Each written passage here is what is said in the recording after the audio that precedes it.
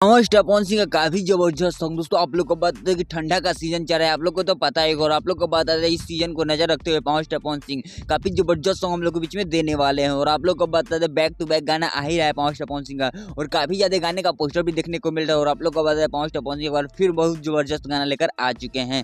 आप लोग को बता दें काफी बवाल सॉन्ग होने वाला है, काफी ज्यादा धमाल सॉन्ग होने वाला है, और इस सॉन्ग को भर भर के प्यार दीजिएगा। दोस्तों आप लोग को बता दें काफी ज्यादा ठंडी को नजर रखते हुए पावर स्टेफोन सिंह इस सॉन्ग को बनाए हैं। और आप लोग को बता दें कि ठंडी का मजा देने वाला इस सॉन्ग है, पूरा गर्माहट ला देगा इस सीजन में। दोस्तों आप लोग को बता दें कि लगन का सीजन चल रहा है, और लगन में गर्माहट लाने के लिए पावर स्टेफोन सिंह काफी जबरदस्त सॉन्ग की शूटिंग कंप्लीट कर ली गई है। और आप लोग को बता दें कि बहुत जल्द हम लोग के बीच में देखने को मिलने वाला है। दोस्तों आप लोग को बता दें कि खासकर ठंडी के सीजन को रखते हुए नजर में इस वीडियो को बनाया गया है।